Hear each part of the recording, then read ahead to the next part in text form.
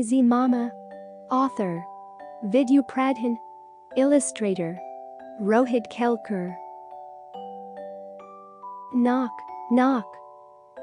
Amma opened the door. Raghu Mama. Amish and Soni cried, giving him a big hug. Raghu Mama was their mother's only brother. He always told the best stories and brought them the most interesting presents. But there was one problem with Raghu Mama. Raghu Mama was so lazy that he could sit in his chair for hours and hours and hours, reading or watching TV. Or just sleeping. He would not do any work around the house or even go to the market to buy groceries. Amma was fed up of his laziness. "So, Raghu," said Amma, "planning to spend the holiday in your favorite chair as usual?" "Oh no," said Raghu Mama. "This time I'm going to explore underwater caves, climb tall mountains, and chase tigers in the jungle." Where? Exclaimed Amish and Soni. "We want to come too." "Ha," said Amma. "What a joke." Raghu Mama smiled mysteriously. The next day, when Raghu Mama was in his room, Amish and Soni overheard him talking to someone. "Wow," he was saying. Then, "That's amazing." A little later, "Oh no." The children burst into his room. "What happened, Raghu Mama?" Raghu Mama was in his favorite chair, wearing a pair of big black goggles. There was no one else around. Soni and Amish exchanged a curious look. "Is everything okay, Mama?" Amish asked, staring at the dark goggles that hid almost all of Mama's face. Raghu laughed and took off the goggles. "Here, try this," he said to Soni. "What is it?" asked Soni. The goggles were so heavy that she had to hold them with both hands. Raghu Mama carefully put the goggles on Soni's face. The goggles were dark and she couldn't see anything at first. Then he pressed a button.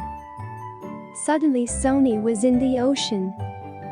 There were colorful fish all around. She turned her face to the left and saw a big turtle swimming beside her. It was so close that she thought she could reach out and touch it. Then she turned her face to the other side. Eek! She cried as a huge shark swam very close to her. Let me see," said Amish, trying to take the goggles off a stunned Soni. "It will be your turn next," Amish said. Raghu Mama, "I have just the adventure for you." Amish put on the goggles, and Mama pressed another button. "Ooh, I can see herds of chital and langurs." Amish was in a thick forest full of trees. He could hear different bird sounds. When he looked up, he could see a flock of geese flying in a V-shaped formation across the sky.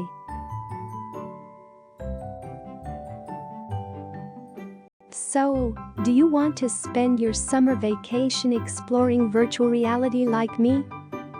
asked Raghu Mama. Amish took off the goggles and thought for a bit. "I think I prefer the real reality," he said. "But why?" asked Raghu Mama, surprised. "I saw a juicy mango in the jungle," said Amish. "And now I want to eat one. I can't do that in virtual reality." "I want one too," said Soni. Both of them ran to the kitchen. "Wait for me," said Raghu Mama, right behind them, finally off his favorite chair. Virtual reality bites 1. The term virtual reality was first used in 1983 in a science fiction story called The Judas Mandala by Damien Broderick. 2. Virtual reality, VR, is made by very powerful computers that can use the small screens inside goggles to create a three-dimensional, 3D, world that looks and feels very much like a real world. 3. VR goggles have sensors in them that detect how your eyes are moving. For example, if you look up, the picture in the goggles changes to what you would see if you were looking up in real life. So if you were in a jungle, like Amish, and looking up, the screen would show you a sky instead of the forest. 4. Virtual reality is not just used for playing games and exploring new worlds. It can also be used to train people to do difficult jobs.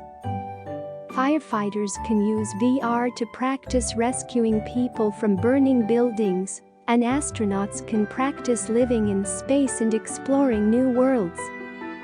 Imagine being able to understand what walking on Mars would be like before even setting foot inside a spaceship. 5. Are VR goggles safe for children to use? Most scientists believe that it has the same effect as watching a small screen like a mobile phone, so we need to be careful about how often and how long we use it.